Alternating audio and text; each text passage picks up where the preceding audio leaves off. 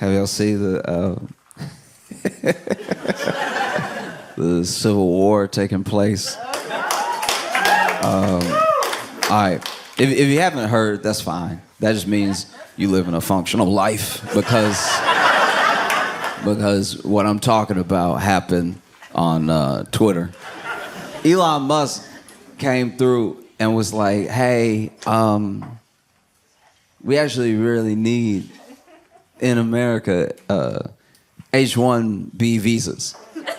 And these H-1B visas are how people from other countries come here and have, pretty great jobs by some standards. These are like sometimes developing jobs, some of the engineering jobs, and like just stuff of that nature. This isn't like one of your regular visas, and it's not like a visa that we have with a specific country. Like there are E3 visas that we have with places like Australia because they're white. And that's like that's a thing that we have with lots of different countries. So there's a certain amount of visas that are agreements between the countries, and we don't have it with every single country in the world, but even with like Uganda, we might have a few that are these specific visas that Ugandans can get or something, as an example, right? But the H-1Bs have a lot to do with jobs because with your H-1B visa, if you lose your job, right, you have to leave. But Elon is like, these H-1Bs are actually great. And Vivek Ramaswamy is also like, these H-1Bs are fantastic, right?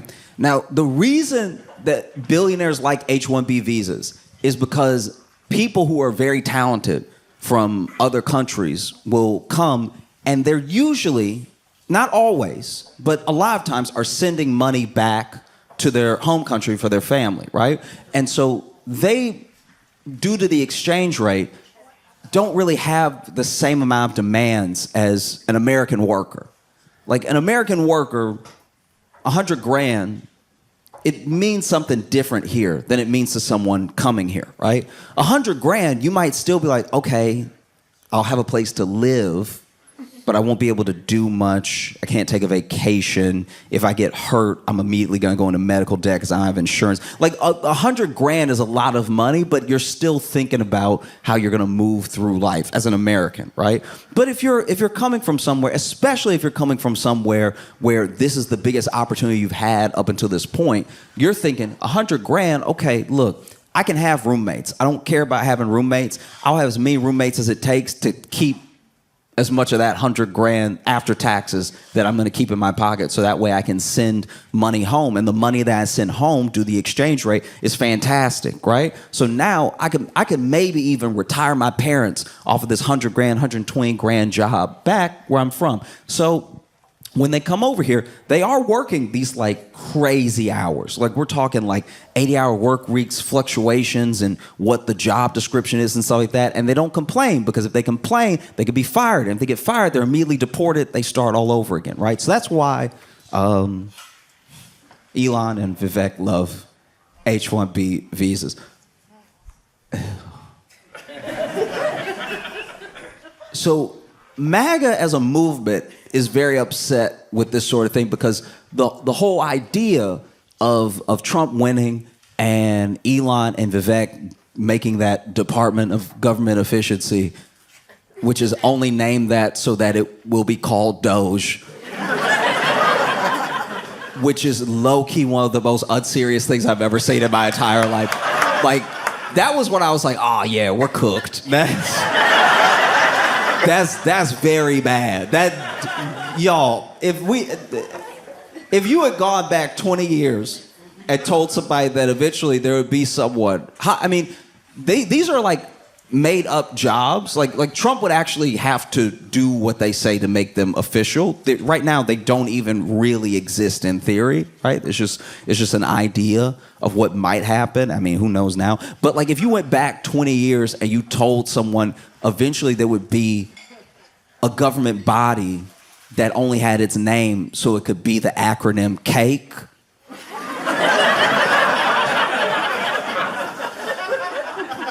I'm sure that person 20 years ago would ask, when did all the smart people die?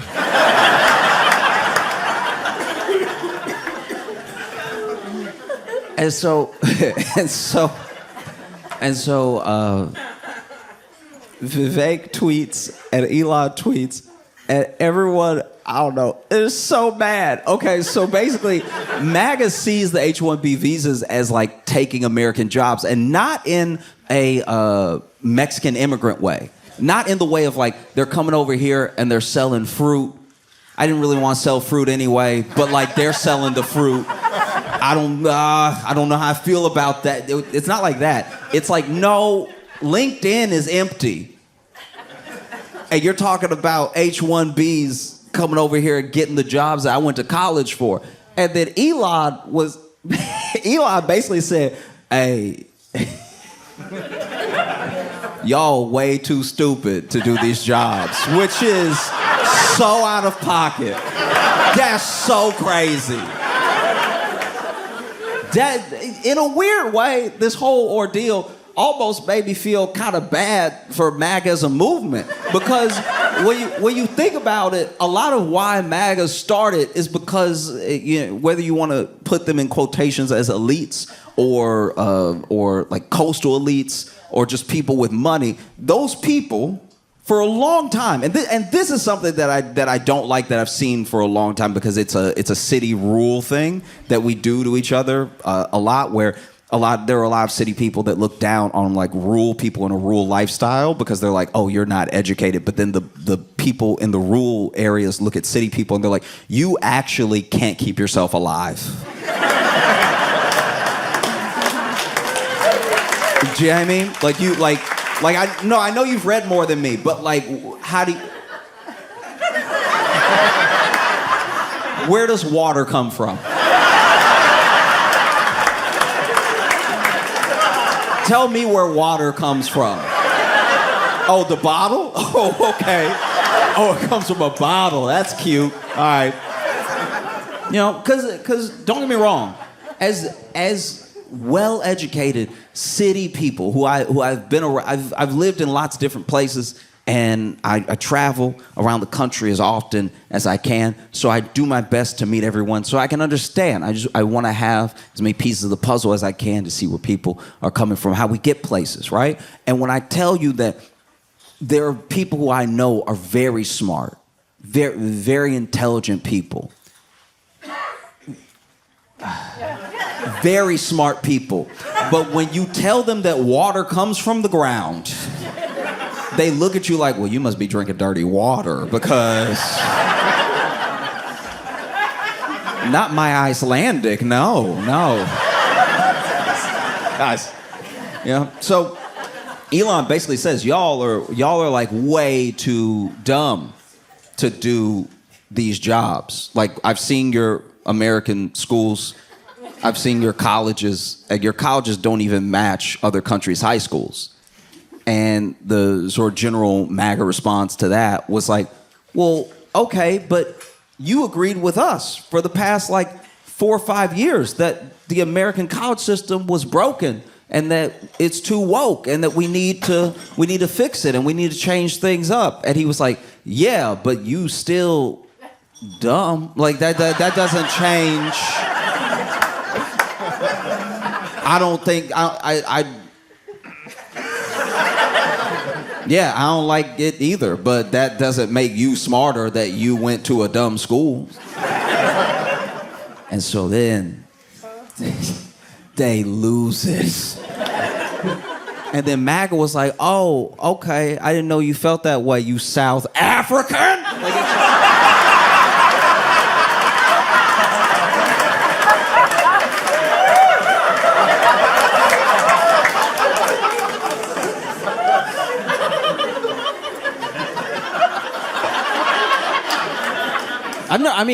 It's hard to find a whiter man than Elon Musk. Like no, I mean, like literally and figuratively in a sense, because he's very. Oof. You know what I mean? Like the sun, not a friend, right? But the way they were calling that dude African, just You ever, because they're like African, but then I'm an African American, and I've never had racism miss me like the Matrix.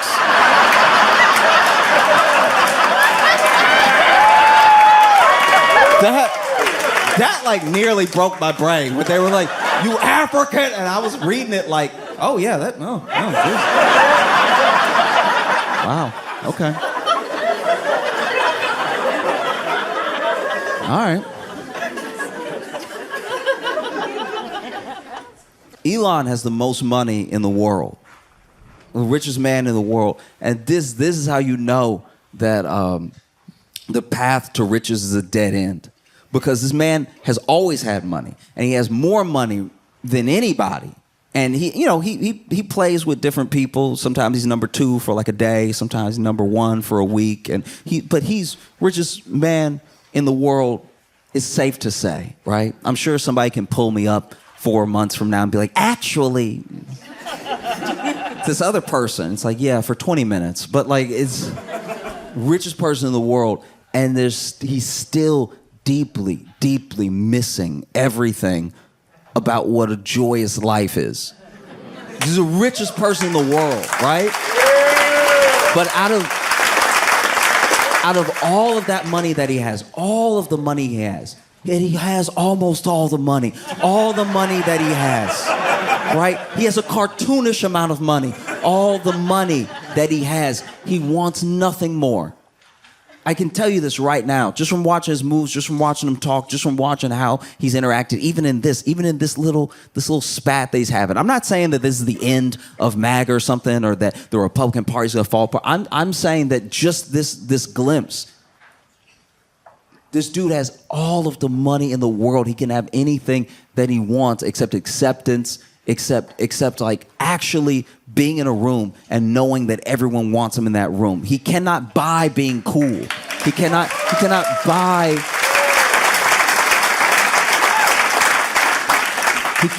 buy genuineness. There are always going to be people who love Elon or think Elon's dope because they think that he's a genius, because they think that he is going to help them become like him, or just because he has money. But then when you strip all of that away, I don't know Elon, and I don't necessarily care for much of what he does, but I know a person hurting when I see it. Do you know what I mean? I know like a hurt individual when I see it. And this dude has not stopped tweeting since they call him a South African, since it happened.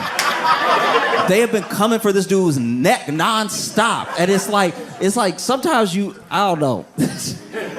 Sometimes you see something, you're like, oh, that's a lot. You know what I mean? I'll tell you how I feel about what's happening to Elon right now. And all right. This may just be me, but there's a video online of this guy. This is right when the Popeyes chicken sandwich dropped, okay? And if you remember that was a time to be alive. You would think that Popeyes didn't serve chicken. You would think that something revolutionary was happening because they took the chicken that they already sell and they put 2 buns on either side of that chicken. People ready to fight over this chicken sandwich, and they were running out, not of chicken, of the sandwich, which means they were only running out of bread. And people were losing their minds over it. They could not. What do you mean you want chicken sandwiches? I waited in this line for 5 hours to get this chicken sandwich just to bite a piece of chicken and with bread on either side of it. I've been waiting all day to have this chicken sandwich. Meanwhile, Chick-fil-A was next door being like, y'all, we hear all the time. It's like, nobody wants that right now. I want the Popeyes chicken sandwich. And so there's a video where this guy is, I believe he's in Georgia. He might be in Atlanta, which also makes this thing very poor judgment. But this dude is in Atlanta. He's a white dude, right? And everyone else in the Popeyes is black. And I don't know how long he's been waiting. I don't know why he's so mad, but he's stomping around, right? And he's stomping around and getting in people's faces and stuff. He's like, "Where's my sandwich?" And then finally he goes up to somebody. He's like, "Get out of my way now!" And like it's just going back and forth, right? And then finally, his sandwich is ready. He snatches the sandwich. He's like, "Give it to me!" And then he pushes somebody out of the way. And the person filming him is just like, "Oh no." Fast forward like 5 seconds, maybe 10. He's in the parking lot, sort of folded up. Because somebody beat his ass. Because, you know,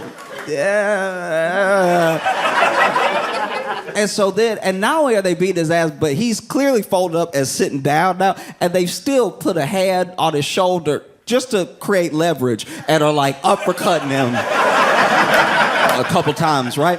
And so then after like the second or third uppercut, they walk off with his bag, and the person filming goes, "Oh, y'all ain't gotta take his sandwich though."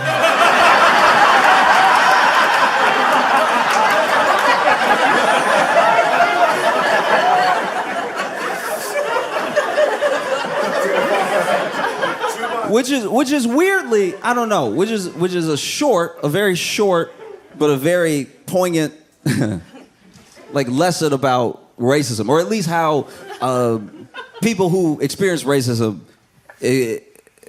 treat the people who are racist towards them, right? Because even in this hateful thing, there's this line that's like, "Oh, okay, but that was enough." Do you know what I mean? And so when there are people who rarely or never experience racism, and it's a new feeling, it's a new type of anger, it's a new type of hurt, they're not gonna know what's enough because they're not practiced in what it feels like to find a level with it. Do you know what I mean? There are things that happen in the world, and they're sick and they're racist, and then it's not something that you can always change or resolve, but you have to move on with your life. You have to live, you know? So you can fight back as best as you can, and you can distance yourself as best you can, create safety as best you can, but that will be out there. So when like someone who is not used to the practice of dealing with that thing feels it for the first time, nothing will ever be enough. And so because nothing is enough, they went after Elon in a way where I was like, "Oh, y'all ain't got to do all that."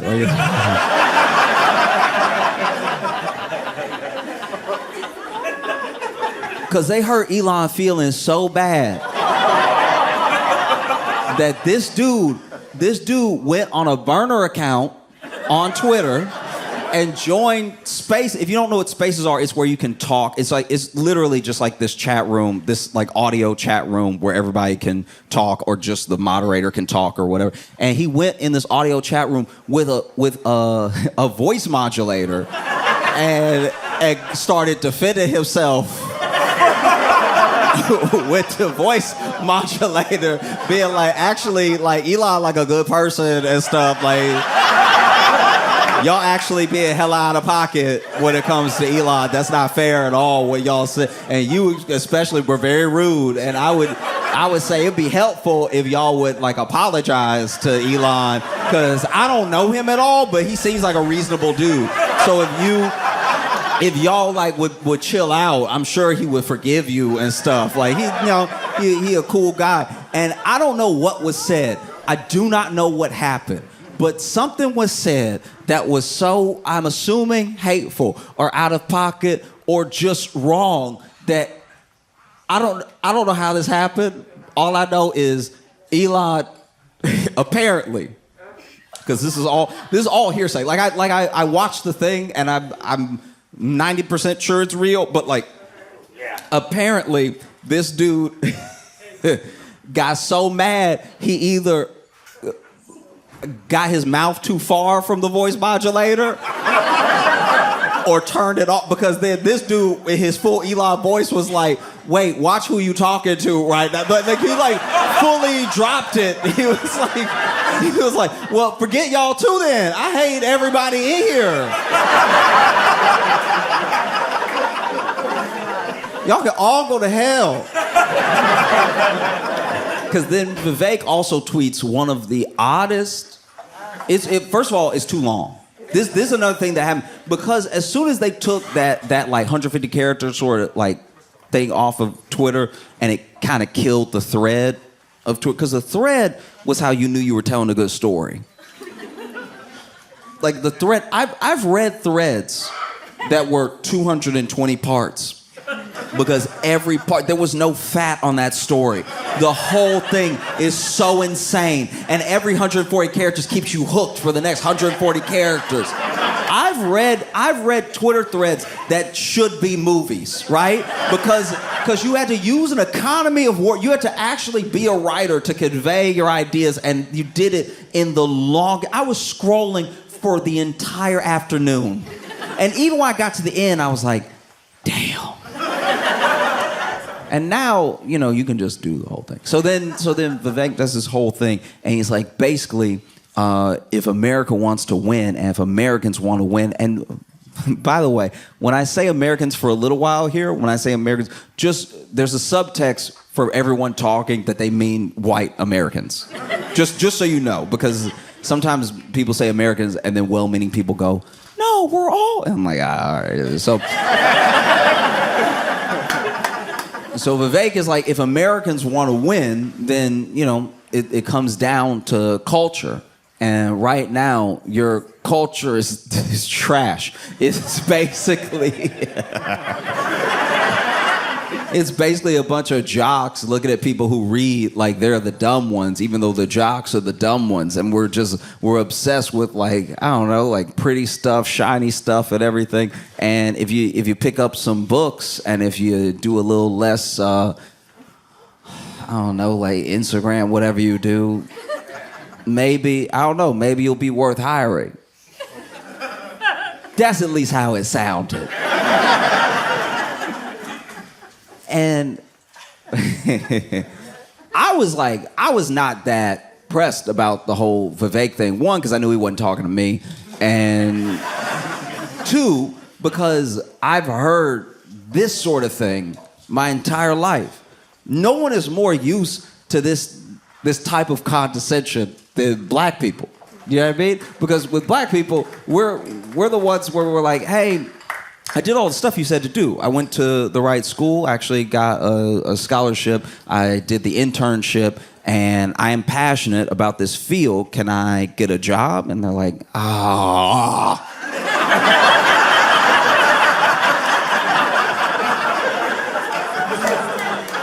we already have a black. We already have a black. His name is Mike, because he tricked us.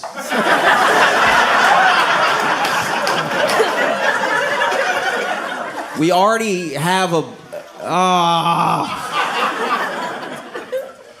Look, we would hire you. But the boss's dumbest cousin needs a job, and so we're going to have to give it to him.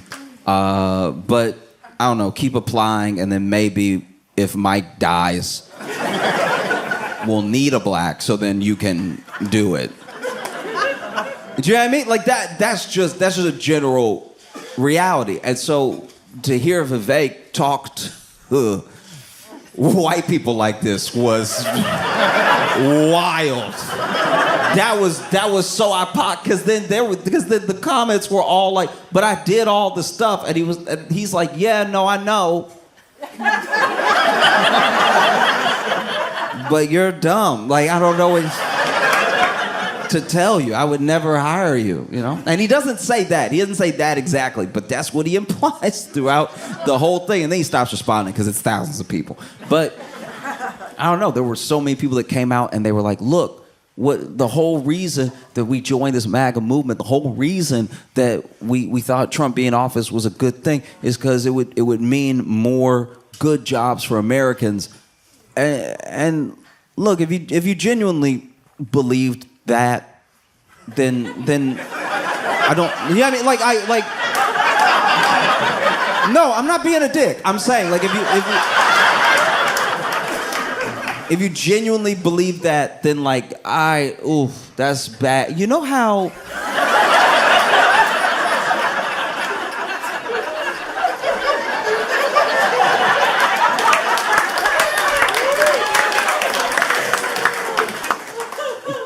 this happened. This thing happened, and I really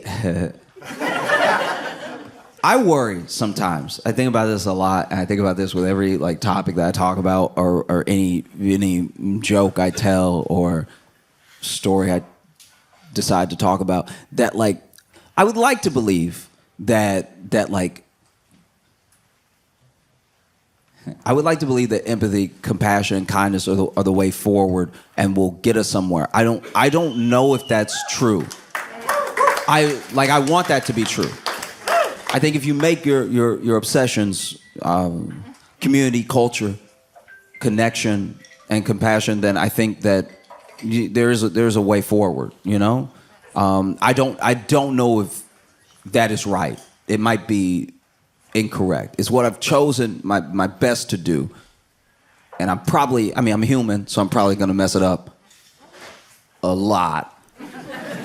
But one thing that happens in my mind, what I think of when I think of MAGA, is a story from when I was just getting out of high school. It might have even been my first year of college.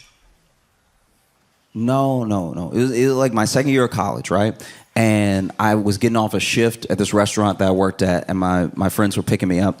And when they picked me up, we would hang out on the weekend, you know, all the times that I was back at home, which is where the restaurant that I would work for extra money was. So I would leave college, I'd come back home, work a shift, and then spend the weekend with my friends.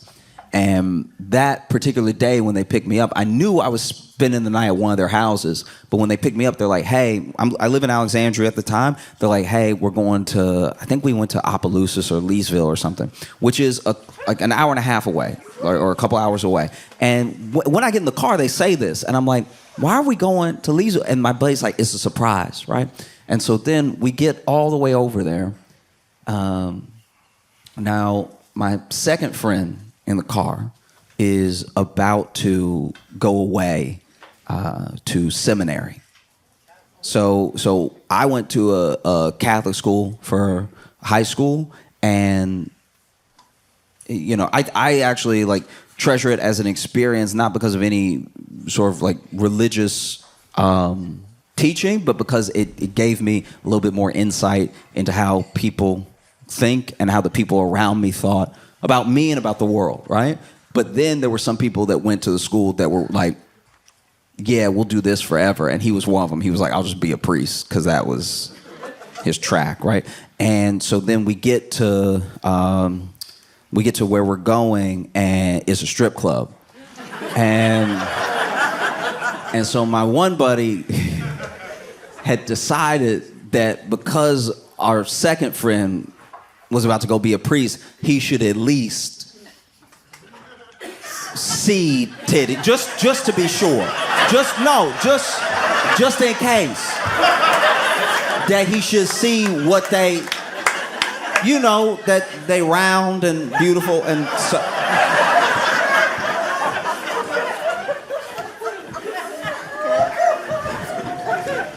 And so then, you know, we go inside, and I'm okay. I'm also like taking a back. Like my friend that's going to seminary is like, actually, I guess I'm going to hell, because he's looking around. He's like, right? I'm just generally slightly uncomfortable because I was like a late bloomer, sort of like accepting myself and like accepting my. I guess the way I come off to people and stuff. And so I'm still like this awkward, tight, you know, as soon as I walk in, right? I'm nervous, and he's nervous for like different reasons. He's like, you know what I mean? And so then our buddy who took us, who was driving, buys my friend who's going to seminary lap dance. And so it's not just any lap dance. It's a lap dance in the private room. And so I was like, you gonna get that boy a heart attack, and then he gonna die, and then he gonna be there, and then be like, look, I did everything right, but I will say I did die at a strip club. That shouldn't even be on me because I didn't know we were going there. But she started rubbing up on me, and it was too perfect. I thought it was one of your angels, all right? And so then I got excited, and then my left arm started to hurt a little bit, and now I'm here. But that shouldn't even be on me, okay? I didn't drive myself, I didn't do it. And so then, he goes private room, lap dance, and he comes out of the room, a new man. The dude comes out of the room. I don't know what happened in the room. I'm assuming dancing, but this dude walks out of the room like he had to do all the dancing. He walked out the room disheveled.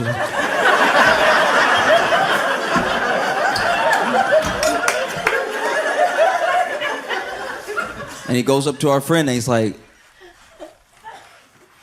do you have money for one more dance?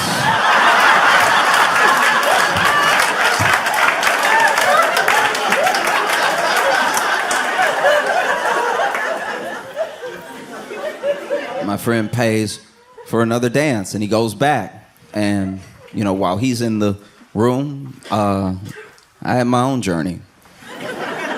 Because I was at the strip club and I was just sipping on a Sprite because this is back when I still drank soda. I had to quit. It's too spicy. It generally burns my chest. Like it's too much, right? But back in the day, I would hit a Sprite, and so I was sipping all this Sprite, and this one dancer walks by, and she does this thing where she basically like massages the back of my neck as she's walking by.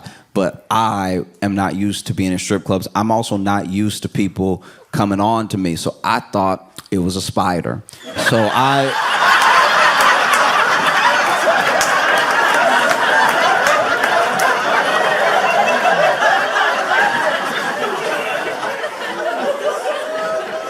And so I thought it was a spider, so I started swinging. And I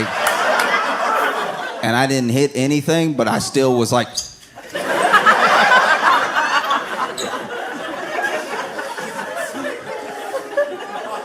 And then later, another dancer came over and she sat across from me. She was like, hey, how you doing? I was like, I'm good. She said, what's your name? I was like, I'm Josh.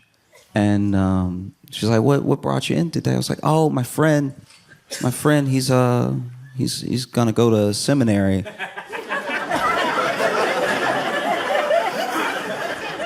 And so we brought him here.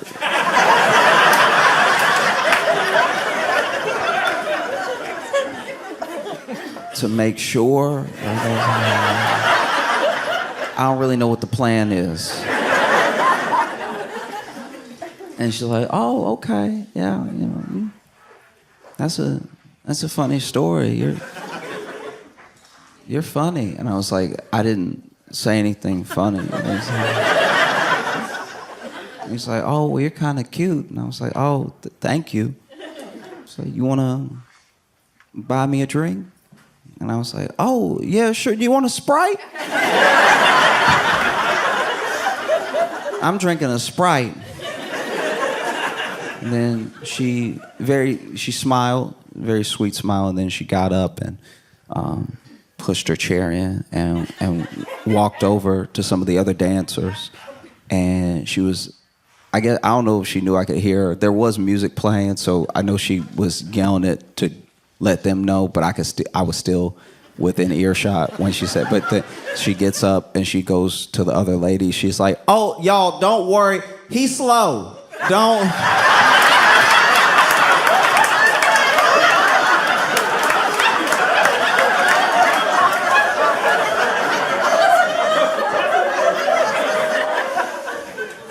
And so then our friend who's going to seminary comes out after the second dance, and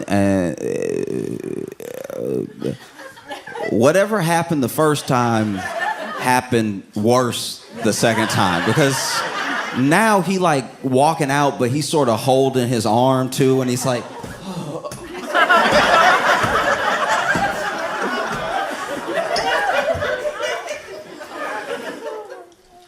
do you have money?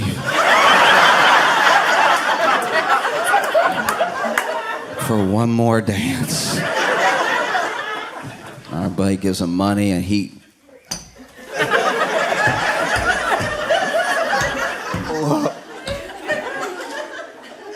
goes in there, and I'm sitting with my buddy who brought him, and he's the only one out of all of us who's like chill in this situation. And like I don't know if he was like a cool guy anyway, but maybe he had just been to strip clubs before, but he was just not fazed. He was just like, oh, I'll get you a drink, yeah. and then our buddy comes out, of the private dance room, and honestly, nothing working.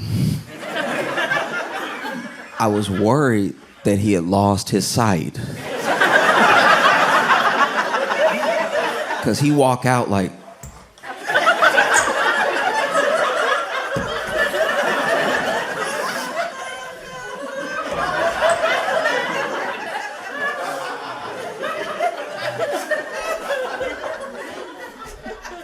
do you?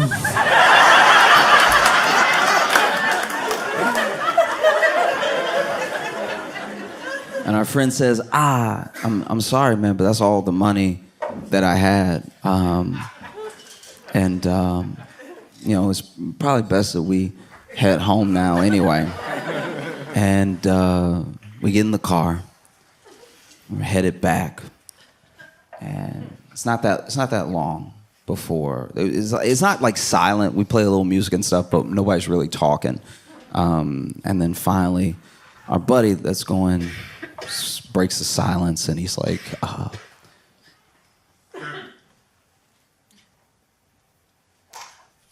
don't know if I can go to seminary.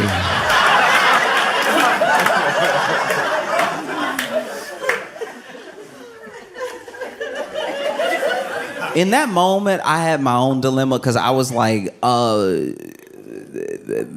does that shouldn't land on me though. Like I shouldn't. That shouldn't be any of my hell though, because we technically broke he was a pre-priest, but like there's gonna not be a priest now because of what happened tonight. But that's not on me, because I didn't drive us here, and I didn't have a ride. So then and Uber wasn't a thing yet, so I couldn't have gone. And it would have been too expensive anyway, so I was just along for the ride, and now I'm in here, and then he talking about he not gonna...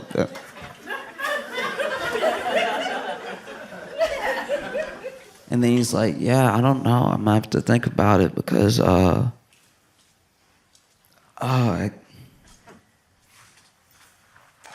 think Cherry loves me.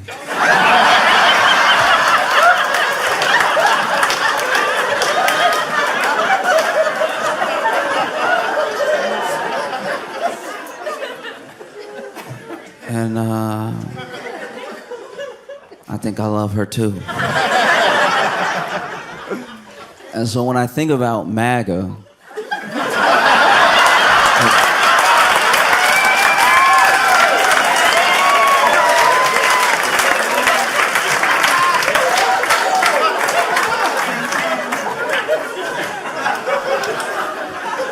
it feels like they love this dude, and he thinks, oh, I have their love, I'm good. And they think we love him, and he loves us. But he's just up there dancing.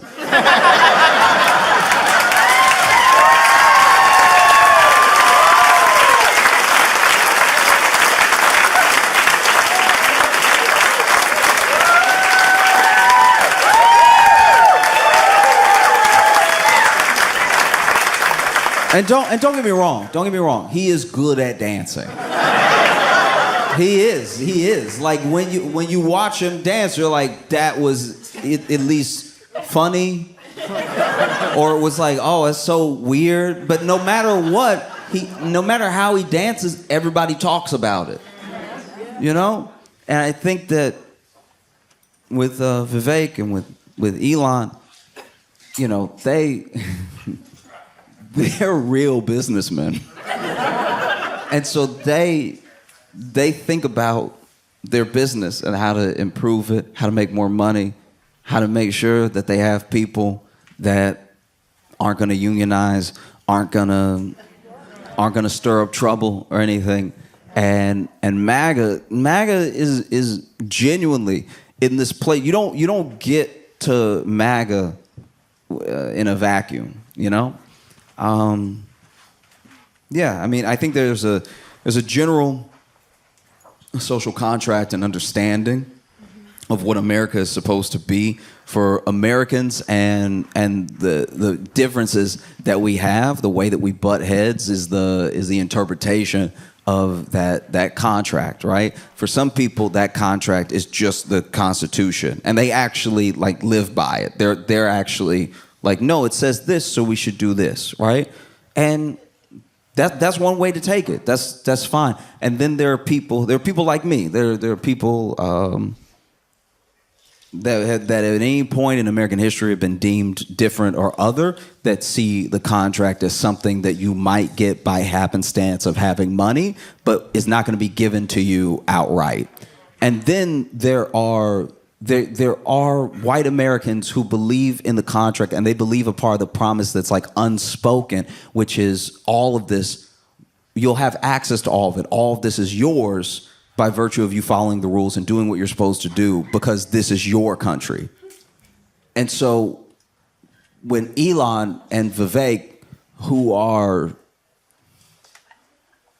not the right white, do you know what I mean? Because when Elon crossed MAGA, he became a South African real quick. Like that was. And Vivek, I don't know, y'all, bro, you were never in. Like you were never. But when they made these points, and when they gave a lot of that movement what is genuinely some of the hard truth, it's like, all right, if you think college is broken and woke and whatever, if that really is your opinion that you hold, then you do your best to change the thing. You don't throw the thing out. You don't go, guys, I don't like gender studies, so now math is also gay. Do you know what I mean? Like, if you don't like gender studies, then don't major in gender studies. Like that's a quick and easy path to not have to deal with gender studies. This should just be like, I will just do the And so I don't know how the war is going to end. You know what I mean? I don't, because it's weird. I thought this would take at least until February.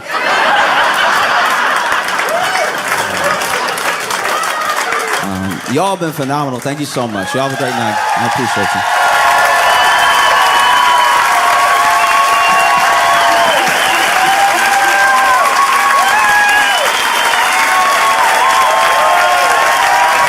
Give it up for Josh Johnson.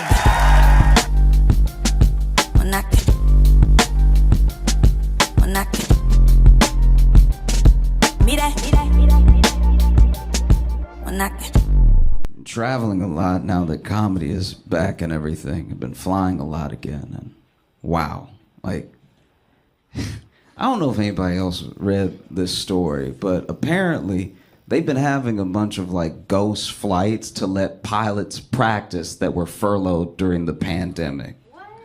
Right? It's like that. It's like no one but the pilot. It's just a pilot in the plane by himself flying. No, like that's. How is this okay? Like you would think once you know how to fly, you know how to fly. The idea that there's a pilot that's like, I'm about to take off, I'm a little rusty on landing, so y'all gonna have to bear with me. Okay, no! It's also, I was on a flight to Phoenix, right? And on the flight to Phoenix, this is insane. I get on and look, I don't know about anybody else, but when I board a flight, the only thing I care about in the entire world is making sure that the letter and number on my boarding pass match the seat that I sit in. That's all I want, you know? That's because you don't want to be that guy where it's like you're supposed to be an A24, you're an F24, now you got to get up and then get around, and now you're at the back of the plane too, so everybody knows it's your fault. Like now we can't go to Cancun because you can't read, you know? So you gotta step over people like, I'm so sorry everyone, I'm so stupid, I'm the dumbest one on the plane, can you forgive me? Like that whole, I don't wanna have that happen. So I just wanna make sure that the thing in my hand matches the seat that I sit in, right? So I'm focused, I'm walking on the plane, dialed in, right? And you never look behind you when you're boarding a flight, but when I got on this flight, I heard a noise behind me that was so weird that I had to look. And so as I'm walking, I turned around, and what I saw and heard in the cockpit was the captain crying. I don't want to go. Like, nah. You can't just put me in the air with him. Who hurt him? All right, are they here? Are they boarding? Can we reconcile them like the end of a rom-com or something? Because I'm not getting in the air. The last thing you want is to be 10,000 feet in the air, and the guy driving is like, what's the point? Like, that's unacceptable.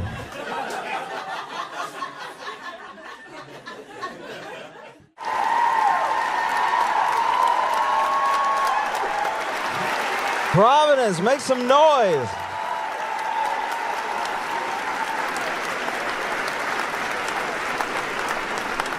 I don't know if y'all saw, but 23andMe is going bankrupt, and I imagine, Providence has some stake in what happens with all that data, because it was y'all. It was y'all that were looking it up and like, no, I just wonder, you know what I mean? Like sometimes, I don't know, there's just some days where I feel like a little Scandinavian, and no, it's just fun to find out. It's like, just how German am I?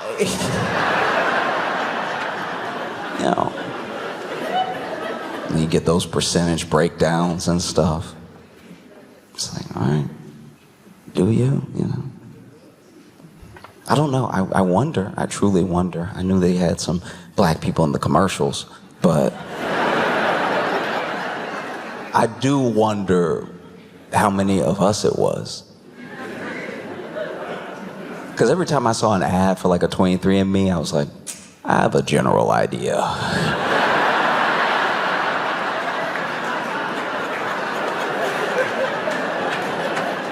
Nah, I don't need to be sad today. I would rather not.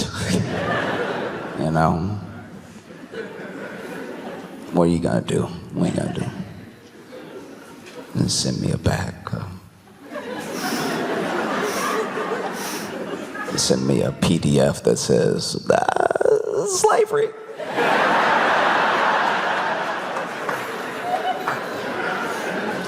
They got you. No, I was good.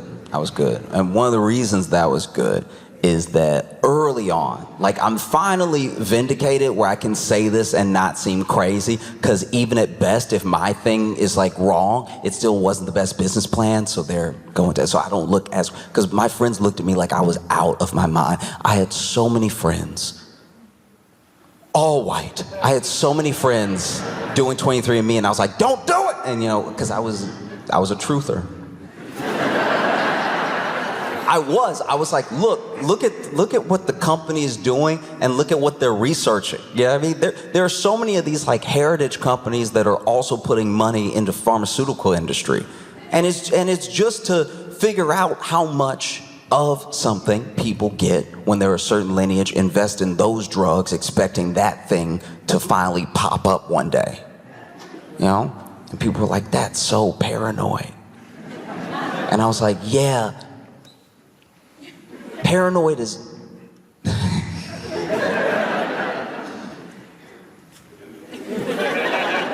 Paranoid is like why I won't do the thing. Like, okay, how do I put this? Paranoid to me is if you're right and you're paranoid, you're like spot on. If you're paranoid and you happen to be wrong, you do start to be crazy. Like, that is what a crazy person, like that's, now I'm crazy. If I was wrong and they were just a blossoming company and they were only helping the world, I'd be that one dude on the corner, don't take it. You know what I mean? That would be me.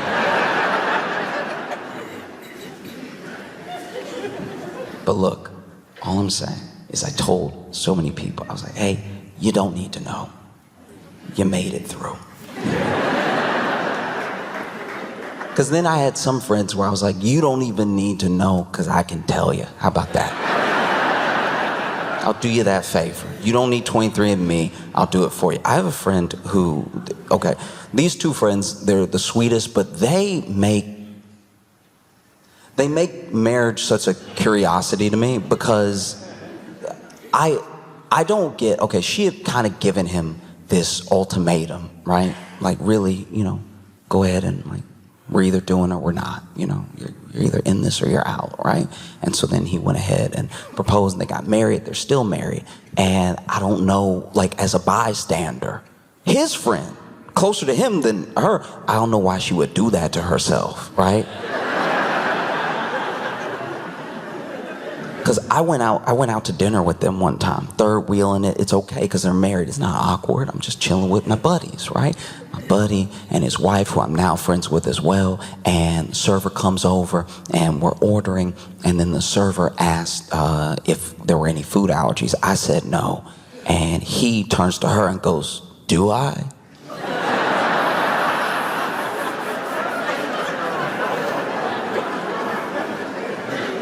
Do I have any food allergies?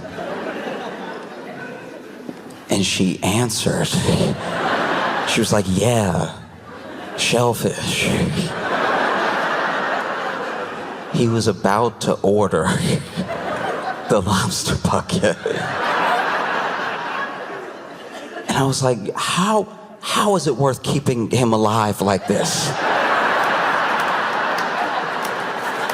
You literally forced an ultimatum to make it your job to keep him alive. Your prerogative, do what you want, but wow.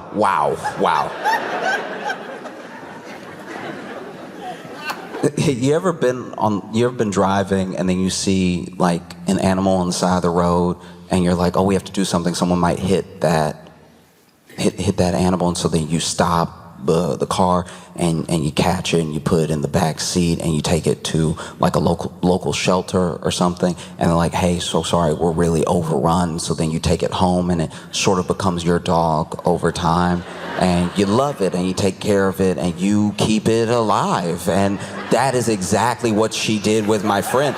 With my friend, she saw this dude who, if left to his own devices, would eat all the shellfish, not fully hitch himself, fully just get a puffed out head. And she was like, no, I need to not only stop that from happening, I need to make him my entire responsibility. And so when she was like, yeah, shellfish, and he was like, oh, right.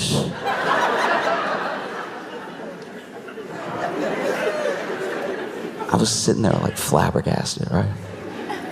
And then we were eating, and as we're eating, she lightly starts choking, right? Like starts choking on her meal, and she's like doing the coughs and trying to get some water.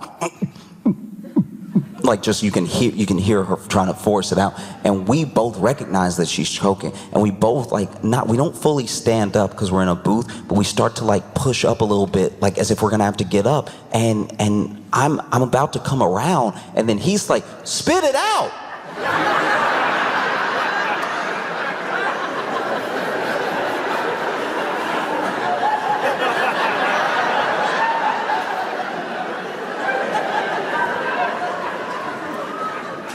Sir, what do you think her plan is?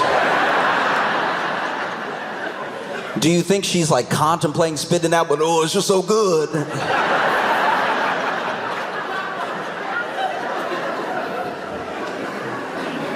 I bring up this entire thing because he did a 23andMe. And I was like, bro, I can tell you right now, all right? You're half jackass. You're a quarter dumbass. And you're another quarter ass. He has a very big butt. He is thick.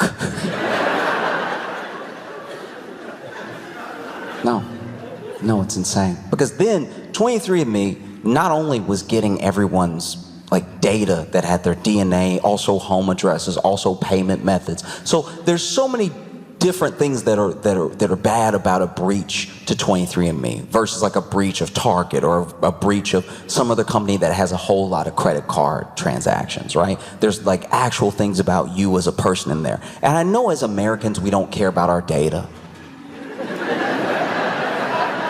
We don't. Our data, man, look, we gotta start respecting ourselves. For real, we are out here loose with our data, all right? You know what I mean? I'm not trying to shame, myself included. We are slutty with our data. Letting anybody get it. Anybody can get it. Anybody that feels like typing can get some of it. Not careful anything. We could have VPNs. We could have so much stuff. Nah. Let's be a little loose. There was already a data breach of 23andMe, and that freaked investors out. It freaked people out. It's like, what do people want with like my DNA results, you know? And then that stuff was apparently sold on the dark web in bits. And it's like, that's terrifying, because I don't know what the dark web is. Everybody keep talking about the dark web, but whenever I go to Safari, it's just regular web. Everybody talking about the dark web. I don't know. I'm not even saying I want on. I just don't know how to get on, which scares me because I feel like I might accidentally get on one day. Do you know what I'm talking about? You know how you could go somewhere? Like, to me, the dark web feels a lot like gang territory. When I was growing up, if you go on a long enough walk, you end up somewhere you're not supposed to be. But you're like, these are the same feet that take me home took me here, so I wasn't trying to do anything, but that doesn't matter. Once you're in the territory, it's like, why are you wearing that color? So then imagine, I'm just on the regular internet. I go to Safari, Firefox, any of it, and I type in the website. I get it one letter wrong. All of a sudden my screen black and the letter's green. I'm sitting here trying to get out the matrix as fast as I can. And police quick with it now. They kick open the door like, why you on the dark web? It's like, no, it was my thumb. I didn't want this at all. So yeah, apparently a bunch of our data, a bunch of our like DNA results are already on the dark web, which is insane.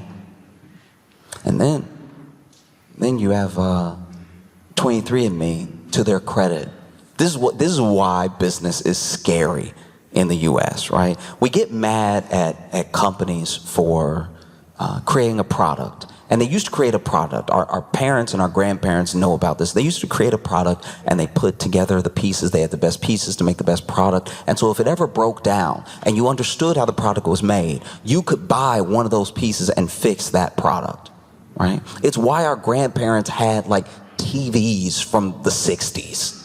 Because you could just go in there, you could open it up and be like, okay. And now purposely, whether it's for IP, there are places that will sue you. There are like certain phone companies that will straight up sue you if you fix people's phones for a business. Then some of those same companies will make it so everything is one use. So if it breaks, you have to buy another one, because that's how they keep the revenue coming in, right? They don't want you to be self-sufficient and actually know how to fix this thing, because then you might do it. They'd make less money. Right? So they make a worse and worse product and they charge more and more for it. And if everybody does it, it becomes the new norm. And so now you don't expect anything to last for 4 or 5 years. And that used to be short term. You used to get things that last you for 10 years. My boy's granddaddy had a laptop. It might be the first laptop. it's honestly so old we can't even tell what the brand icon is because that wiped away a long time ago. This computer looks like it was made in the movie Dune, like it's futuristic and old at the same time. And you turn it on, and the on button is hard. It's extra hard. You gotta press it with some girth. You gotta really lean on that on button if you want to turn it on. If you just press it, the computer's like, you don't want it bad enough. You gotta put your thumb almost in that button, and then you hear not even a click, you hear like it's, every key is clickety-clacking and hard as hell. And then when you turn it on, it does cough. Turn it on, it makes all those like fake internet sounds. You can hear the fan inside of it fighting for its life. The fan inside, because now all the blades of the fans and everything have like an almost silent motion to them. Sometimes you can hear you can just hear them if they're really working overtime. I had like this Lenovo laptop in college. It was one of the last laptops where it looked like if you look closely enough, you could see at least one of the fan blades moving, right? The fan in this laptop, first of all, I think it's missing a tooth.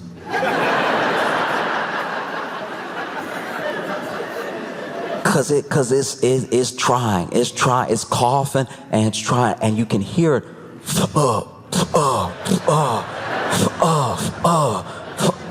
His computer moans. I forgot to mention that.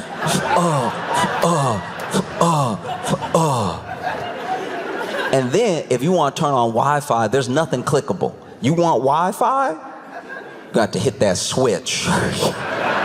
You got to slide a switch at the front of the computer. And then you get a little stick with the little edges on the side. Beep, beep, beep, beep, beep, beep, beep, beep, beep, you know. This laptop got everything but an antenna. And his granddad knew computers, or at least he knew computers well enough back when computers first came out, like first computer, just little 0, little 1. He had it on lock. And so he fixed his laptop over and over and over again for years, to the point where even now it'll turn on. You gotta press extra hard, you really gotta lean your body over it, but it'll turn on. And that day is gone. We're not in that anymore. We're in the world of tech companies putting out their products and soldering it to make sure that if you open it, you destroy it, right? And 23andMe, to their credit, they came up with a good product. They came up with a very good product. The problem was you only needed it once. And so that was pretty much their undoing. Some people are going to say it was marketing. Some people are going to say it was general business plan. No, the thing that 23andMe did that was wrong in today's America was making a good product. People only need it once, and then they could forget about it. And they tried the subscription thing. They tried it, and people, even my white friends were like, no, I got it. I mean, you said 45% Scandinavian. I'm going to take your word for it. I don't need to keep spitting in cups and sending them to you. That was the other thing I didn't trust. You know what I mean? Like, you just spit in a cup and mail it. Nah.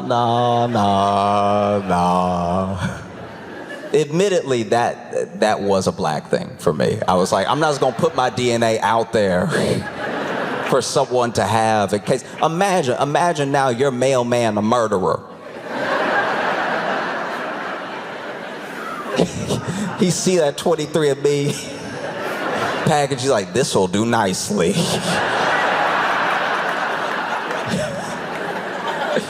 Now the mailman kills somebody on his normal schedule. He open up your 23andMe and then dump out your little sample. See, they did it, right? And you can tell they did because they kissed him on the forehead right after. No. And so they made a very good product. Well, some would say an incredible product. There's connection. There's connection in knowing where you come from, especially if you're deeply in search for it. Finding those answers can be really special. Not special enough for me to spit in the cup and then mail it, because it's like, nah, you're not gonna get me, right? But one day, in some way, maybe, it'd be beautiful to figure out exactly where you come from, trace your entire lineage and everything like that.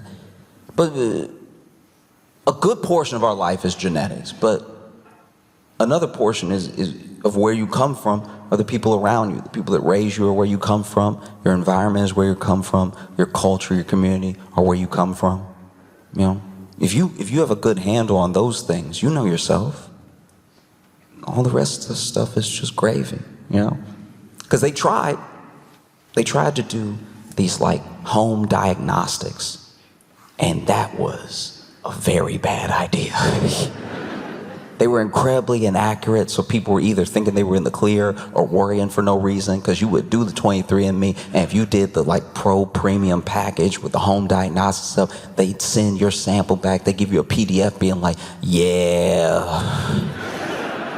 you got diabetes. And then you would be like, are you sure? And they would say, no, I truly have no idea. That's the other reason I didn't do it. Not only am I like, no, I'm not gonna get my DNA out. What if you're a murderer? I also don't want to worry for no reason. Now, imagine somebody sending you something in the mail that's like, it's bad. It's bad, it's very bad. I'm not sure. Don't take my word for it, but it is pretty bad. I already have people in my life to do that. Truly, I already have people in my life giving me horrific medical advice. Just some of the worst stuff you've ever heard in your entire life. I have a friend who doesn't eat vegetables. Doesn't eat vegetables because he doesn't want to eat anything too phallic.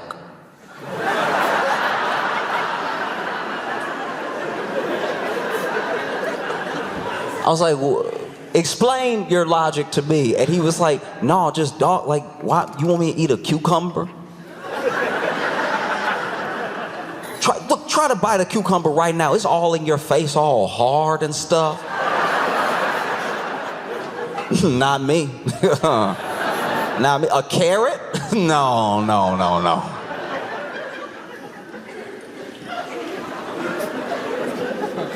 I was like, you could chop it up. That's what they do. Do you think in a salad that they just lay the whole thing down?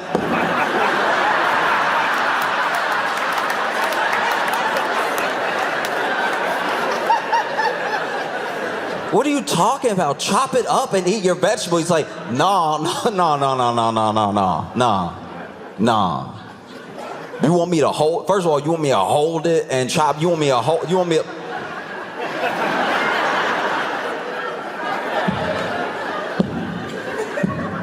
No. That might give me nightmares, dog. I'm like, all right, yeah, be deficient in everything then. Just walk around needing a nap twice a day.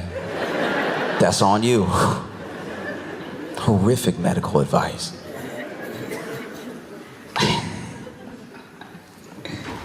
The type of medical advice that makes you go, oh, okay.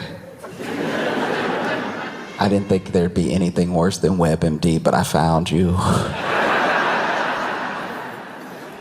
So they were doing these home diagnostic tests and everything, and they were sending people stuff back being like, yeah, you got a bunch of like heart stuff in your family. And then they would act accordingly. They'd go to their doctor, they'd run a bunch of tests, and if they were lucky, that was like incorrect, you know? Or sometimes they would miss whole things, you know? They'd be like, nah, you good. In fact, your blood pressure low. You might want to get something salty right now. No, hit that pork chop right quick. You have the pork chop, all of a sudden you dizzy. Why is my whole left side hurt? And so now that they're going bankrupt, there are people that are looking to buy it, and some of those people are like potentially insurers which is terrifying, is everything that I told people not to do when they were on the up and up. I'm like, hey, so now an insurance company is gonna buy your DNA and then not let you do any claims because they're like, no, we know you sick, dog. We saw the 23andMe. You know, because if you do a 23andMe of a corporation, they are 100% devil. Also somehow 100% efficient. No, it sucks. I look at where I come from, and like I said, it's from the people who raised me, people who put me together, or what I'm made up of. Like, there are people in my life that I was very fortunate to meet young who were much older, so they had a lot of wisdom to pass down. I remember there was this woman who would she'd just drop gems on me every now and again, out of nowhere, right? One time she said to me, she was like, you know, be very careful when you're picking a partner. Be very careful who you have a child with, because you're not making a baby, you're making a soul. And that's forever. She also once told me, don't ever trust somebody named after fruit.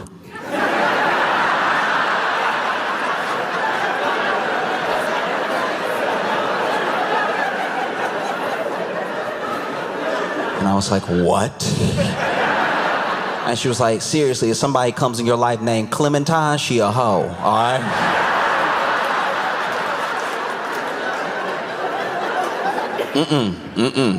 Don't trust any Clementines, okay? No. I had nowhere one time, she told me. We were just sitting, and she was saying this about people, but she was like, when you finally see yourself the way that the people that love you see you, what a wonderful world that'll be. That's all the world's missing. It's people that see themselves the way that the people that love them see them. Truly, like, there's, in everything that people do and everything we search for, we try to find it in all these other places, but there's a level of acceptance that other people have for us, and sometimes we reject it or we think we don't deserve it. But if we could see ourselves, you wish it. You wish it on people when they're battling addiction and depression. You wish, it's like, oh, I just want you to see yourself the way I see you. If you saw yourself the way that I see you, you wouldn't feel this way about yourself. You know? She also once told me never get in an argument with a woman and then eat the pie she makes after that argument.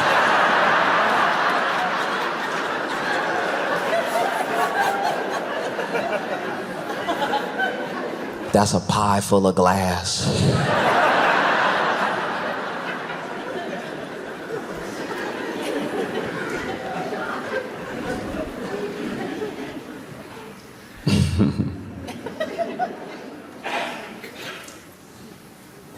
One time, she told me, I don't even know where it came from, but she said that sometimes when people are searching for love, that all they really need is to find someone who reminds them of their best day. Find someone who feels like their best day. You're gonna argue, you're gonna not be able to stay in each other sometimes, but you can find somebody that feels like your best day. You won't always be happy, but you'll be like really in love. She was like, you find someone who feels like the best day that you've ever had. Because the best days only come once in a while. Every day can't be the best day, by definition. But if you find somebody that feels like your best day, you found a truly good life. She also told me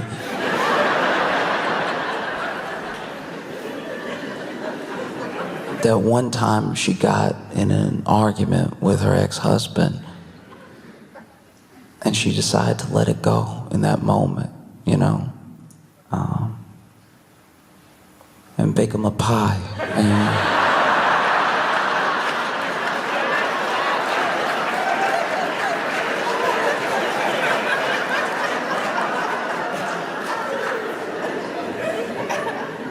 she was like, wasn't my best day.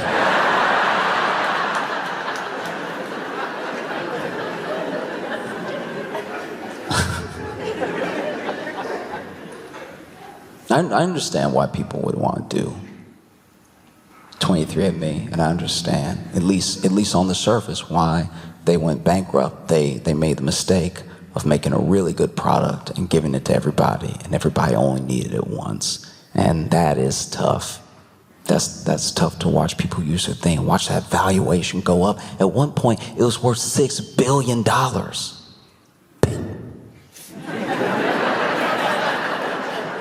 Billion.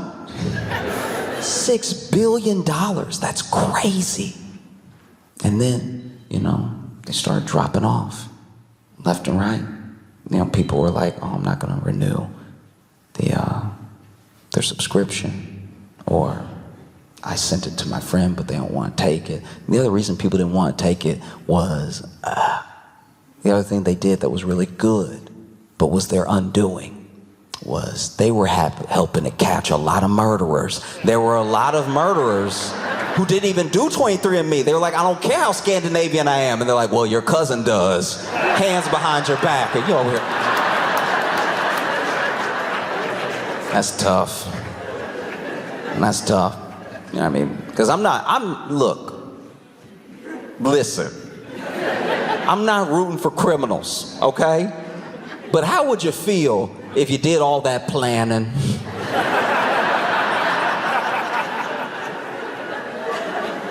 Do you know what I mean? You do all that planning, you rob a bank, you make it out scot-free. They're gonna make a movie about this one day and not know how to end it. You made it off scot-free, didn't kill anybody, very low charges if they catch you, just brandishing a weapon. Get on the ground, you know, you took all the money and stuff like that, haven't even spent it yet. And then one day, it's very quiet. It's so quiet that you're like, damn, it's quiet in here. And maybe you live in an apartment building. You're like, usually I hear somebody arguing with their spouse, hear some kids maybe. I mean, you know, hear some loud music, some teenagers around here. And you don't hear anything. And then out of nowhere, they bust open your door. They've cleared out all the neighbors, like, get on the ground. And you're like, what? How? How is this possible? You don't even have the money on. You planned it so well, the money's buried in another state. How? Oh, well, when you were robbing the bank, you cut your finger and it bled a little. And a brother you don't know you have spit in a cup in Providence, Rhode Island, and honestly, we wouldn't have found you if it wasn't for that. Like, we were like, all the markers aren't matching and we can't seem to connect the dots, and then your cousin spit in that cup. Turns out, you're pretty Scandinavian. You are very Scandinavian. Picking you up off the floor. Oh, thanks. Had no idea. Carting you off. Who knows? Maybe 23andMe's data, your data, will end up in good hands. Yeah, if you feel that way, you should delete it off the website right now. We are so loose with our data.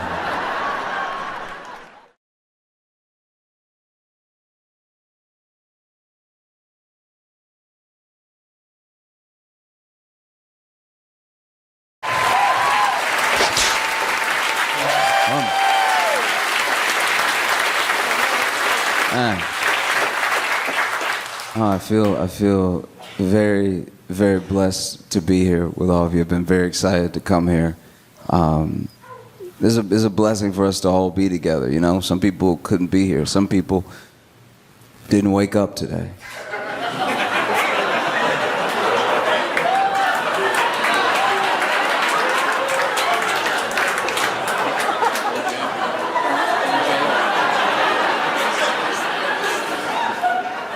What I just said could apply to anyone.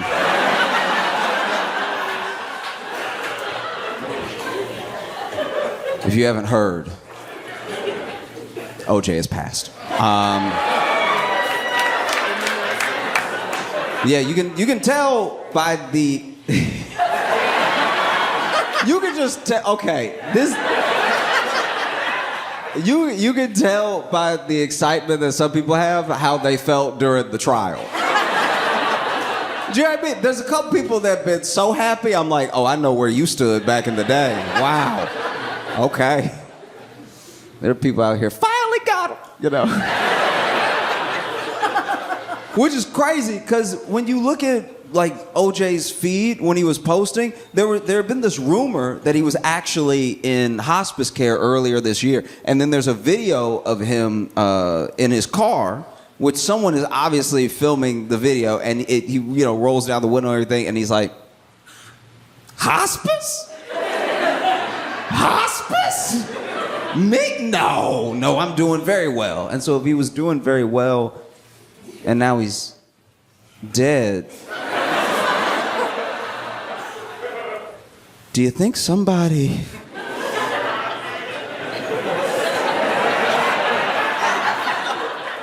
I don't know. I mean, it'd be kind of funny. You know?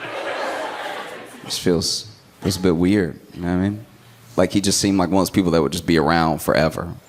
Not in a way that I'm like, oh, I'm excited that he's around. Just like every once in a while you would see a tweet from him or you'd see something and you'd be like, oh yeah, OJ is out. You know what I mean? And I say out because he did go to jail, just not for the thing we know him for. That's my biggest disappointment with OJ. You think after getting away with murder, you lay low. You know what I mean? Like, this is the time to play it cool, okay? You just got away with the most public we've ever seen. Like, the whole nation was watching, and then they said not guilty.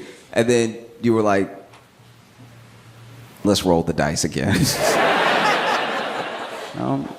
But now he's gone. And it's gotta be weird. Like him and Nicole are gonna have a conversation. You know what I mean? Like, I'm joking. They definitely didn't go to the same place.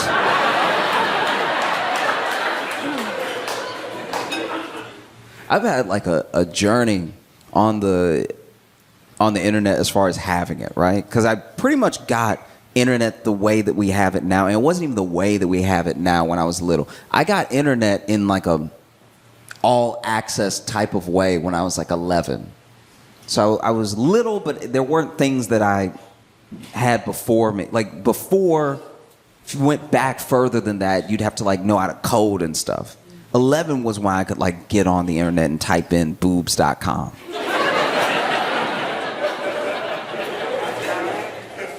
And the internet has brought so many people together in the best and worst of ways, right? Because it used to be, before the internet, if you wanted community, you had to go out, you had to find your sort of like tribe of people, but on a more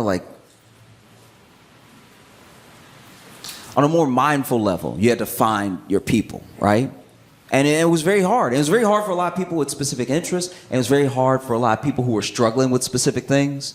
That's why it's like from 2000 and on that like every type of struggle, it feels like, is known and talked about. Because, yeah, you might have a bunch of friends who have just never been through the thing that you've been through, but now that you can look it up, now that you can find people. And so message boards took off.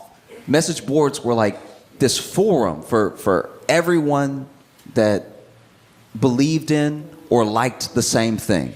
It was instant common ground, you know? And it was before the sort of like platforms, really. So you didn't have to worry, like if you were on a forum about a video game that you liked, you didn't have to worry about anybody making fun of you for liking the video game. It's why we're all here. And so there was this real community that started up. And it's tough when you're a kid because you're so alone when you're a kid in a very specific way. Because as a teenager, you're going through all the things teenagers go through, but you're going through them specifically as you. So no one knows what it's like to be you exactly. And so you do feel alone, even if you're surrounded by people. But sometimes, because you can impose so much on this faceless type, this faceless text, you feel like the people on the forum get you. And so then you feel like, okay, if people get me, I must not be crazy. If people get me, I must not be completely wrong in who I am, right? And that's pretty much how you get incels.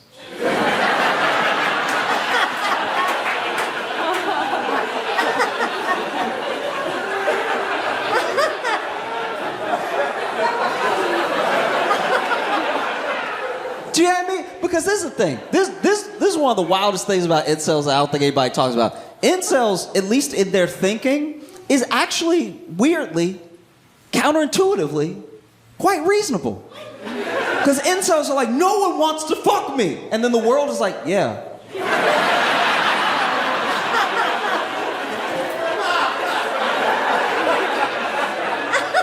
It's actually the dudes who are incels that go out and try every night that are the delusional ones. Like, all right, I've been striking out 600 days in a row, but tonight is my night. I put on extra cologne, so I know that the ladies will be all over me. Oh, it feels weird. Even the lore of how things get started. Like I'm telling you what I heard. I don't know the full ins and outs of this thing. I'm just telling you the way that I heard it, which to me makes sense. Okay, so to the best of my knowledge from the stories that I've heard, one thing that I do find funny, and it's actually the same thing as like how cults start a little bit. So way back in the day, still in kind of the forum era, but we were starting to have social platforms where like anybody could get on. There were these guys who were all divorced, right? Like by and large divorced, or were not married, but like had some sort of weird situation that couldn't see their kids, you know? And so then they banded together because it's a very specific pain, I would imagine, to not be able to see your kid as a dad. Because by and large, maybe because so many of us did do it this way, it feels more reasonable to do it this way. But a lot of people feel like, nobody really needs a dad. I'm telling you, a lot of people feel that way, genuinely. And I'm not saying that as in like a judgment on anybody. I'm just saying like, if you're like, oh, my dad left, people are like, what else? Like, do you know what I mean? It doesn't carry the weight it would have carried in the 50s. Like, your dad left? You know what I mean? It's like, my dad's not around, and people are like, yeah, so any other revelations? Like, and so I think that sometimes when there's almost an expectation like that, then people who do care, who can't be as involved as they want, feel a very real pain. And they were the only people who understood each other. So they would talk and they would talk and they would talk. And where they messed up, like if I had been there back in the day, if I had been in that forum, what I would have said is like, just careful with the name. The name makes everything. Because then they banded together as like a group, and they were like, let's try to get some laws passed so that we can like see our kids, you know? It feels like family court is against us. And so then they called themselves men's rights activists. And I was like, bruh. You should have said dads. Dude, dads would have cooked. We'd be like, dads that want to see their kids? Protect these men. Protect all 8 of them. You know?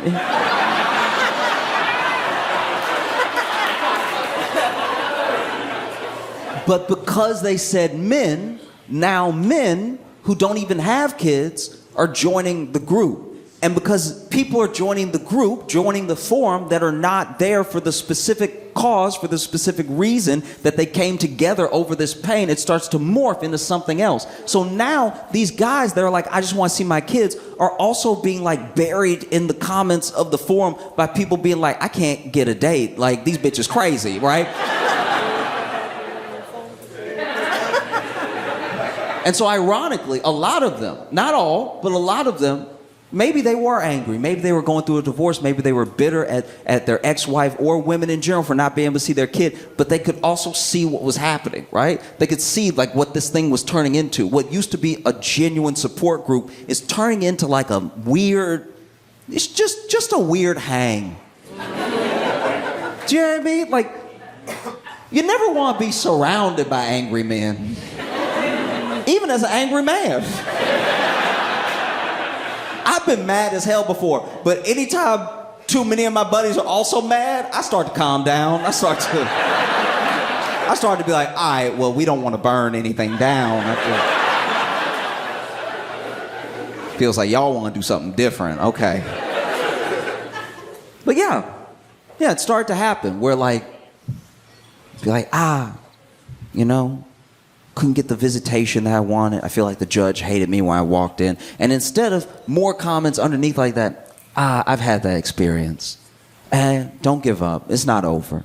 There's always things that you can do. Hey, just try to work it out with her. You know, you can get more visitation with her permission. You know, like things that were genuine support started to be buried by like, man, these bitches want whole meals. You know what I mean? Like, I can't believe they want you to take them out and pay. This shit is crazy.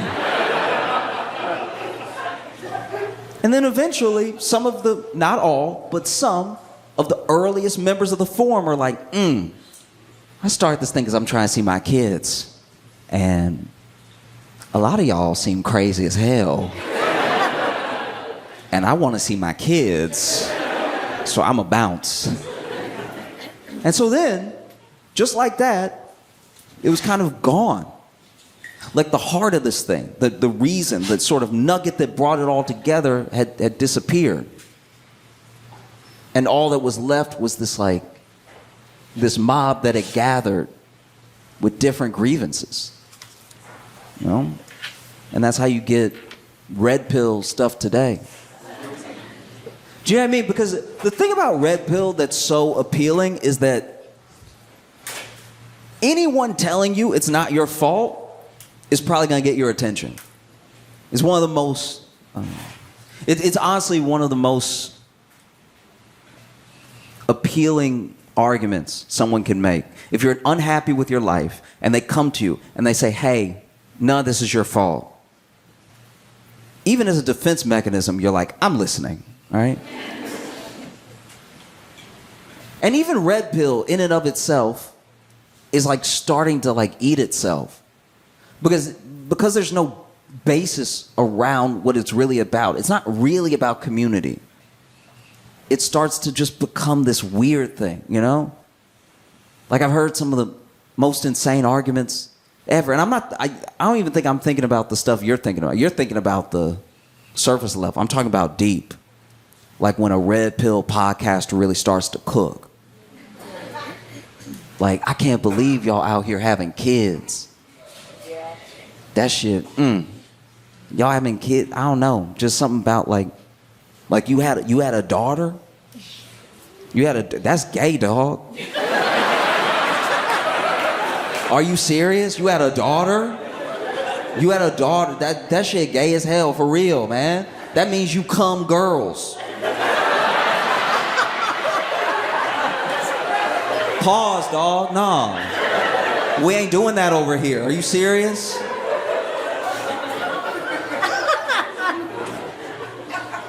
But no, when I was a kid, I go over to my buddy's house and, you know, his grandparents had been together for 60 years.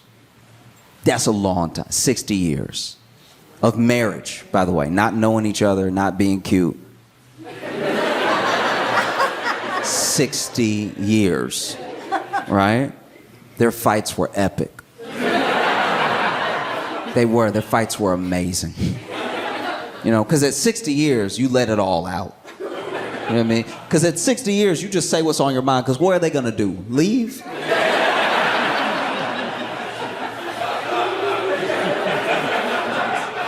Me and my boy be in the other room and we'd hear, oh, I should have married your brother.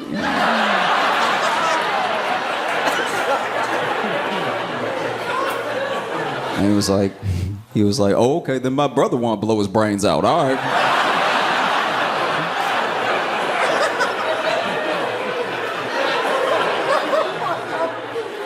Married 60 years. Crazy stuff, right? And basically, his granddad was going deaf very quickly. He was losing his hearing rapidly, but he didn't want to wear hearing aids because he didn't like how they made him feel, right? And I don't mean just the fit in the ear. I mean like he didn't like how he could hear so little naturally, and then he put him in and could hear across the street. Just made him feel like Daredevil without the rest of them. And I remember one time I was hanging out at their house and we heard his grandma yelling all around the house. And then she came into the room where we were at because his granddad was watching us. And she was like, why won't you just wear some hearing aids? Okay? I got to yell your name all through the house. Then I got to yell when I get in the room and I even find you. I'm yelling all the time. Surprised I'm not losing my voice. Why can't you just wear your hearing aids so you can hear me when I'm talking to you? I feel like you don't listen to anything I say because you can't hear me talking to you. And you just saw him slowly start to smile.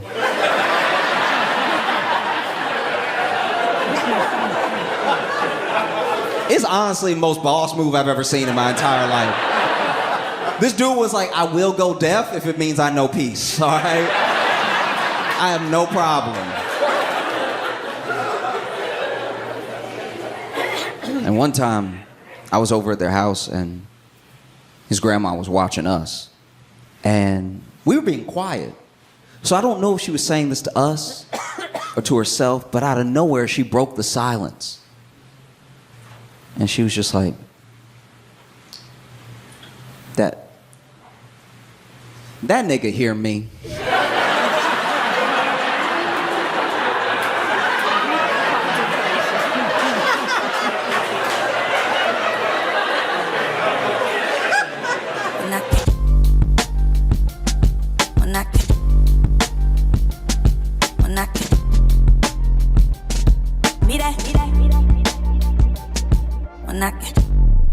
I guess we're all doing better than Diddy.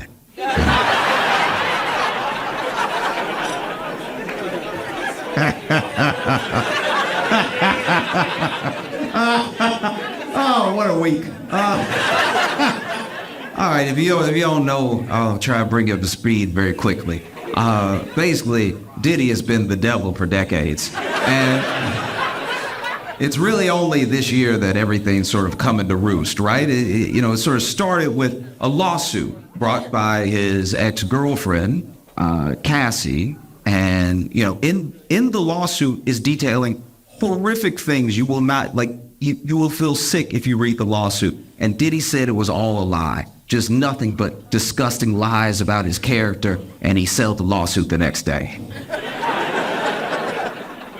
I don't know about you, but I've never been lied on so hard that I was like, you better stop lying about me. I will pay you as much as you want for you to stop telling me all the stuff I supposedly did. I want to make sure that this is, how much does the check need to be? It won't be in escrow. It'll be in a check form in the morning. But I will pay you as much as it takes for you to stop lying before people start looking into what you said because everybody else is saying it.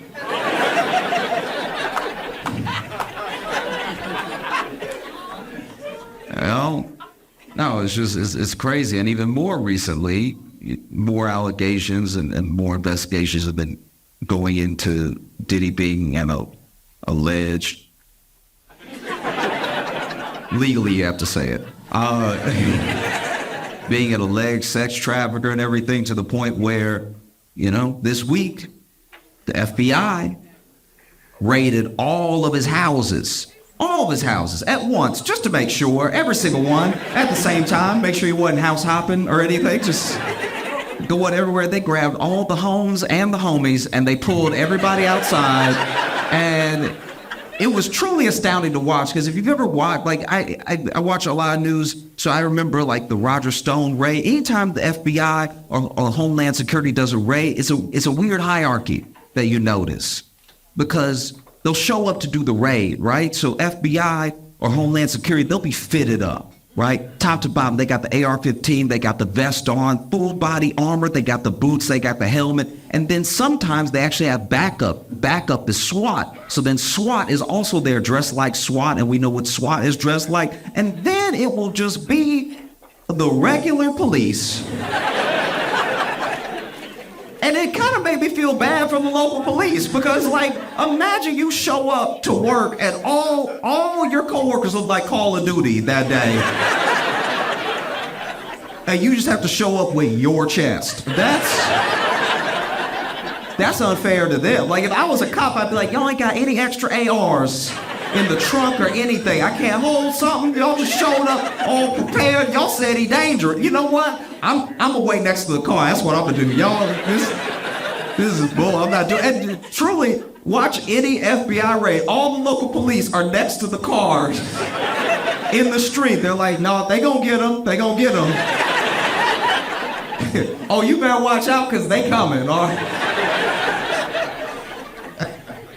But yeah, they raided all that dude's houses at one time, pulled people out, were like, interrogating people, were trying to look for stuff in the houses. And meanwhile, a lot of people have been waiting on Diddy's downfall for a long time, so they track his movements. And I want to take a quick second, because a lot of people, as this is mainly like a black thing, knowing about Diddy. Like, it feels like the world didn't know. But black people, we knew. We were like, nah. Something happening with him that seems off. I don't know if I love that either. That's just been us for like 2 decades with Diddy just being like, did y'all see that? You know what I mean? And so a lot of other people are catching up. So then there are things, when anything like this comes out, there are things where people ask, like, why is everybody talking about it now, coming forward now, stuff like that. I want to be clear. Diddy is not like a Harvey Weinstein in that way, right? Because with Harvey Weinstein, everyone started coming forward, and then people were like, why didn't y'all say something sooner? Look at him. We would have believed you. Like, we don't do a good enough job of believing women, but with Harvey, I'd be like, whatever y'all say he did, he did.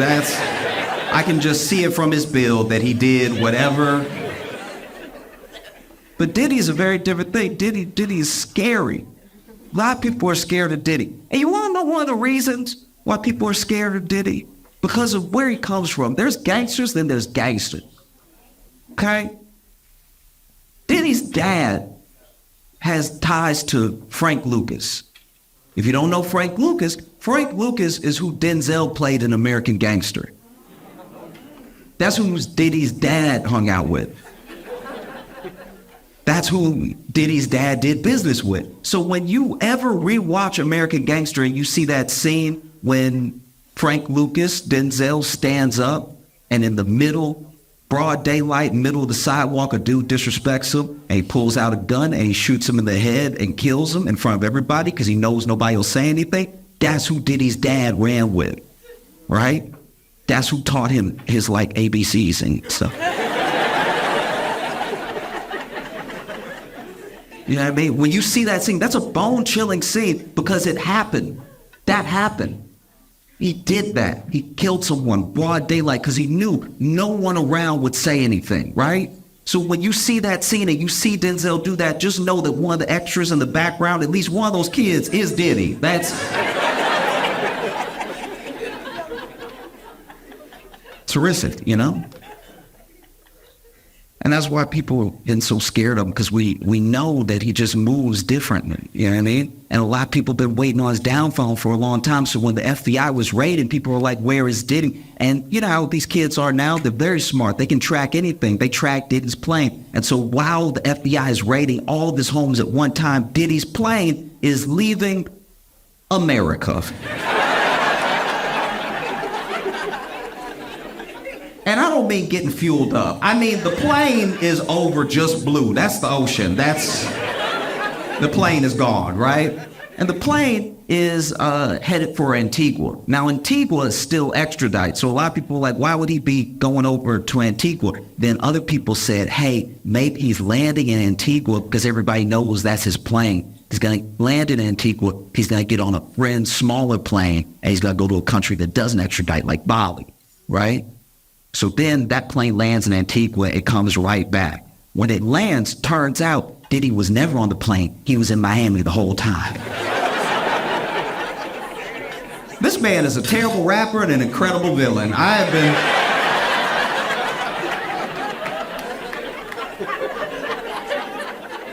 been thrown for a loop consistently with him. Like, this man should be in a James Bond movie. You know, a lot of people are just waking up to how Diddy is, you know. We knew. You know how you know that we knew? Diddy's the only black billionaire we didn't root for. It's a very big deal when you get a black billionaire. We're always like, oh, yeah, oh, we did it. You know, I remember when that guy, you know that guy that gave the commencement speech at Morehouse, and at the end of the speech, he said he was going to pay for all the kids' student loans. That moment went viral. It was crazy. Kids were crying and everything, jumping up, screaming. I looked it up. I found the guy. His name was Robert Smith. Turns out he's a billionaire. He didn't give me any money, but I was at home like, we got another one. Diddy became a billionaire. We were like, good for you.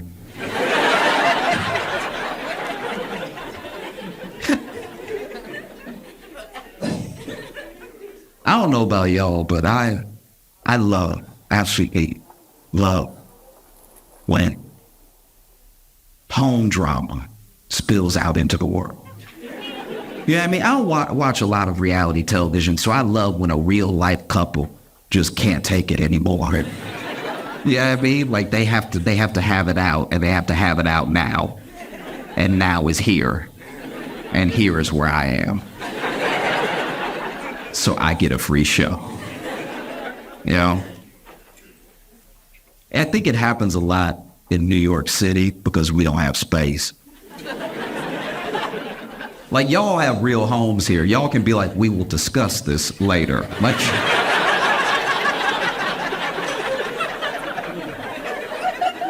In New York, we don't have that. We're like, I want to argue in private at home, but home don't have no elbow room. I want to argue where I can move a little bit because I'm passionate with my movements. Now, if I'm arguing at home, one time I was arguing at home and I went like this to be like, oh, wait, you know, just like to hold it up. And then I hit my elbow, and there's no way to look right when you just stand there like,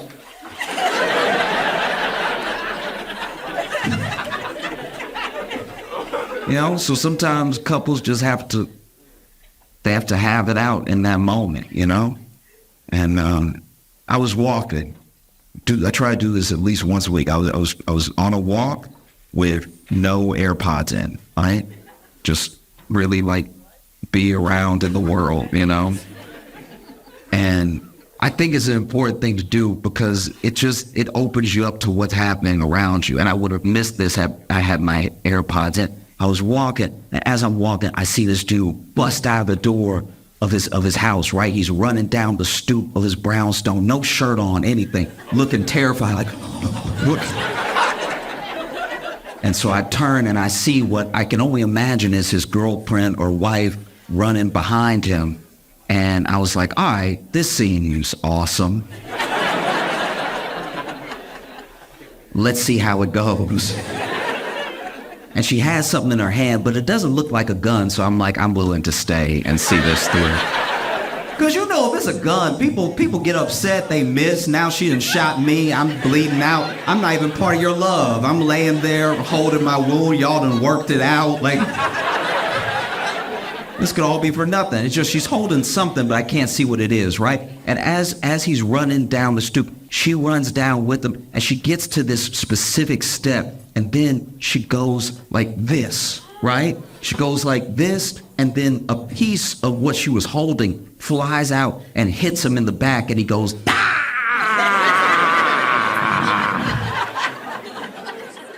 and then she lets go of the other thing that she was holding. It slides down the stairs, and when it slides down, it's close enough for me to see. And when I look,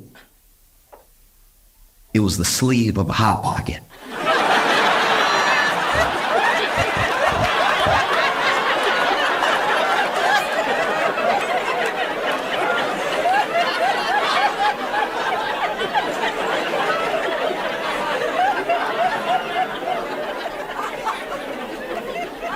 This woman done burned the hell out of this man with a Hot Pocket.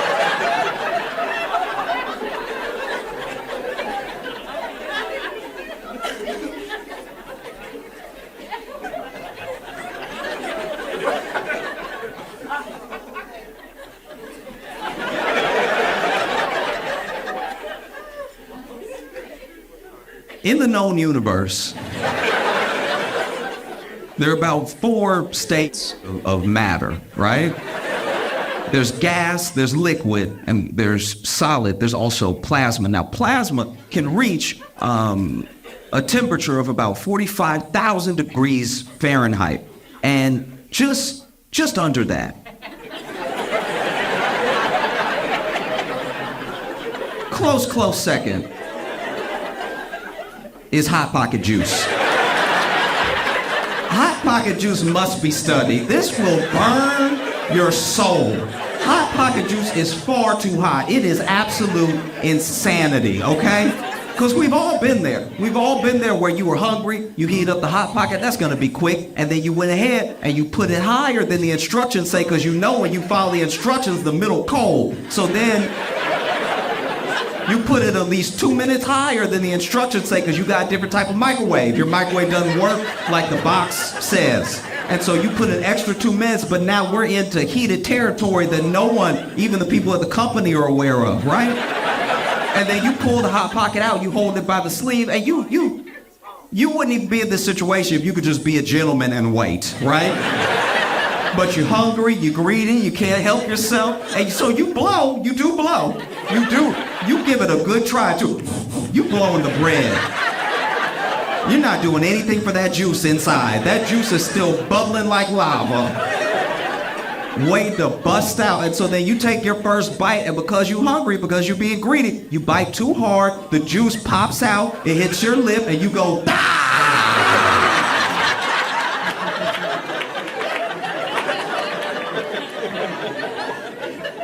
Now you coughing because steam coming out of your mouth because you got the corner bread in your mouth with all the juice burning everything.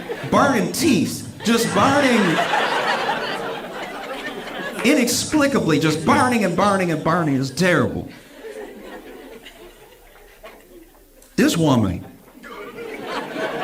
was running after this man. We don't know what he did. I didn't stay for an interview. This woman was running down the stairs after this man and had the Hot Pocket sleeve in her hand and reared back like an ancient weapon. Reared back.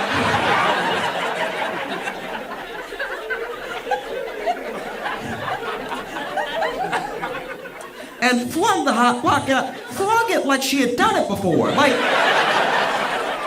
she must be burning him weekly to have this sort of aim. If this was a game show, I could never sling it and hit what I wanted to hit. And she hit, not only did she hit him in the middle of the back. She hit him in the spot. So it's in just enough of a position that he can't really reach it. Like it's not here and it's not here. Like this man is fighting for his life right now. She gave him 32nd degree burns. And my man's like, ah! And I want to help, but I'm like, I'm not going to burn my fingers. Like, And then I had never stopped walking the entire time, but I did take off into a brisk jog. Because as he was holding the railing of his stoop, I saw her lift another Hot Pocket. I was like, let me leave before I witness a murder.